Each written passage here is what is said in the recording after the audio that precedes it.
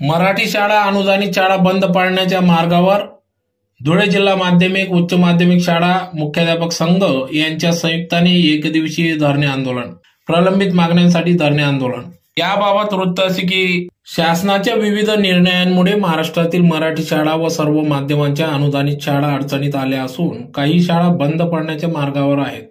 बहुतांश शाळा बंद पडलेल्या देखील दिसून येत आहेत।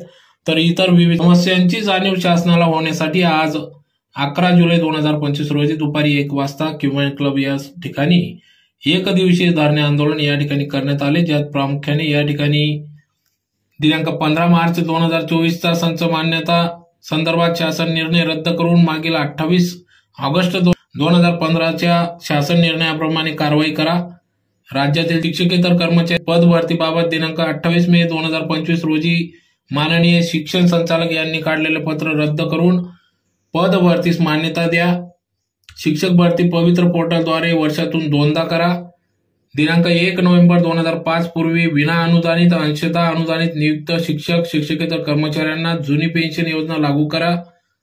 दिनांक 14 ऑक्टोबर 2024 च्या शासन निर्णयानुसार घोषित केल्याप्रमाणे टप्पावाढ त्वरित द्या।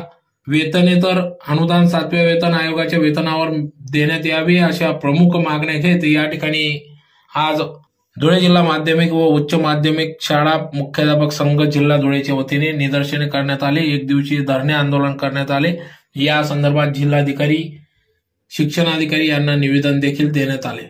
यावेळी या ठिकाणी अध्यक्ष आर.व्ही. पाटील, सचिव युडी तोरवणे, प्रमुख मार्गदर्शक B K. Nandre, S V. Suryavanshi, Vijay Borse, D K. Pawar, Satish Deore, K V. Bhaviskar, D A. Chaudhari, P R. Salunke, Jagdish Shinde, Dnyaneshwar Wagh, Prakash Sonawane, R J. Patil, Kiran Jadhav, S S. Balkar, Yamlata Patil, Sangita Pawar, Sanjay Pawar, Mahesh Mude sir आदी सर्व पदाधिकारी, शिक्षक संघटनाचे पदाधिकारी या आंदोलनात एक दिवसीय धरणे आंदोलनात सहभागी झाले होते।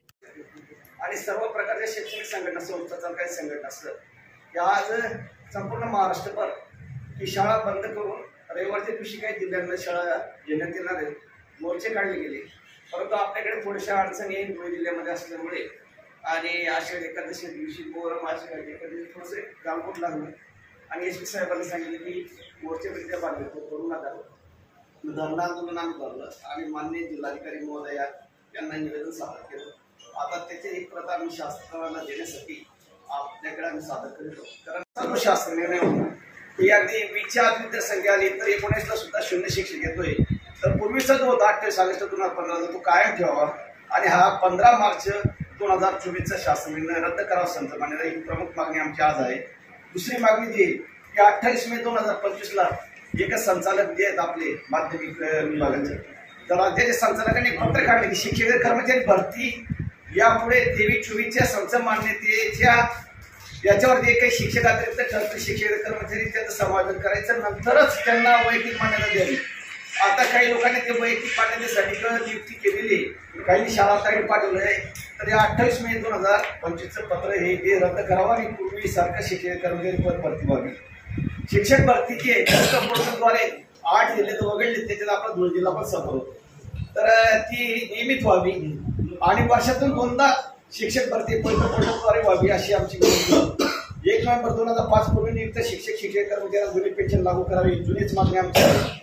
आणि त्याच्यानंतर वेतनेतर अनुदान जे तर जे काही आहे ती आम्हाला नियमित मिळत नाही आणि आमची जी मागणी आहे की 7व्या वेतन आयोगाच्या नुसार आम्हाला वेतनेतर अनुदान मिळावं आणि त्याचबरोबर 14 ऑक्टोबर 2024च्या शासन निर्णयानुसार टप्पावाढ जे काही नियमित मिळावं, तर ते संदर्भात परवाच्या दिवशी मागणी मान्य झालेली, पण या उर्वरित 5 मागण्या विशेष करून संच मान्यतेच्या संदर्भात आमचा मोठा आजचा एक लढा आहे आणि शिक्षक कर्मचारी भरती सुरू व्हावी आणि पवित्र पोर्टलद्वारे शिक्षक भरती बंद व्हावी अशी आमची विनंती आहे। वेतनेतर अनुदान 7 वेतन आयोगाच्या वेतनावर मिळालंच पाहिजे, भरोसा कसा देत नाही, घेतल्याशिवाय राहत नाही, भरोसा कसा देत नाही, घेतल्याशिवाय राहत नाही। अनुदान आमच्या हक्काचे, अनुदान आमच्या हक्काचे, नाही कोणाच्या बापात। जुनी पेन्शन योजना लागू झालीच पाहिजे, जुनी पेन्शन योजना लागू झालीच पाहिजे, संच मान्यतेचा 15 मार्च 2024चा शासन निर्णय रद्द झालाच पाहिजे, भरोसा कसा देत नाही, घेतल्याशिवाय राहत नाही, भरोसा कसा देत नाही?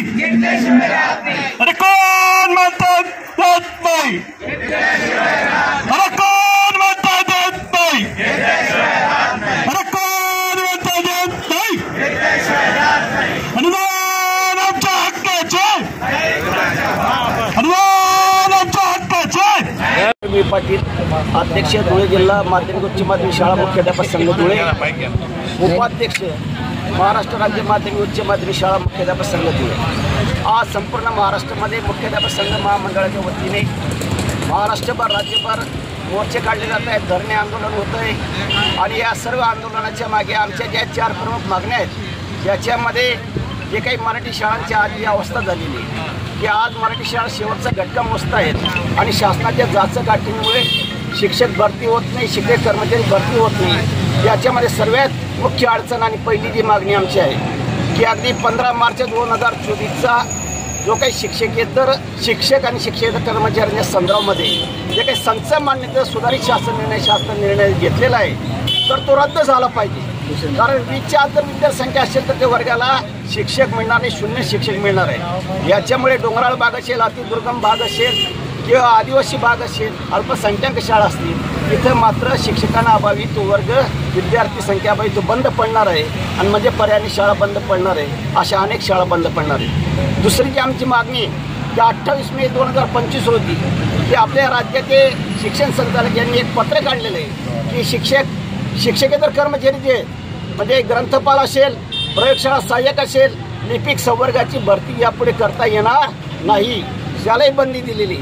आणि चतुर्श्रेणी कर्मचाऱ्यांच्या संदर्भामध्ये तर 11 डिसेंबर 2020ला एक शासन निर्णय झाला आणि त्याच्यामध्ये आता कायमस्वरूपी चतुर्श्रेणी कर्मचारी म्हणजे शिपाई हा वेतन श्रेणीवर लावला जाणार नाही, तो मानधनावर लावला जाईल. अशा ज्या काही जाचकाठी त्या रद्द झाल्या पाहिजे. पवित्र पोर्टलद्वारे शिक्षकांची भरती वर्षातून 2दा झालीच पाहिजे. याच्या पुढचा मुद्दा आमचा की जे काही खडूपणांसाठी वेतन इतर अनुदान शाळांना संस्थांना मिळत होतं तर ते 7व्या वेतन आयोगाप्रमाणे नियमित मिळालं पाहिजे. आणि सर्वात महत्त्वाची आमची मागणी की 1 नोव्हेंबर 2005 पूर्वी जे आमच्या टप्पा अनुदानावर काही शिक्षक कर्मचारी होते, विनाअनुदानी शिक्षक कर्मचारी होते, ज्यांची नियुक्ती 1/11/2005 पूर्वी झालेली आहे, ती विनाअनुदानित असो का औषध अनुदानित असो यांना जुनी पेन्शन योजना लागू झालीच पाहिजे. आणि 14 ऑक्टोबर 2024च्या जो काही टप्पावाढ अनुदानाचा आदेश झाला होता त्या संदर्भात परवा शासनाने जाहीर केलेले तर त्वरित त्या पद्धतीने पुढच्या टप्प्यात अनुदान सर्व महाराष्ट्रातल्या शाळांना मिळावं अशी मागणी आमची आहे. त्यासाठी आजचं हे सर्व आंदोलन आहे. धन्यवाद.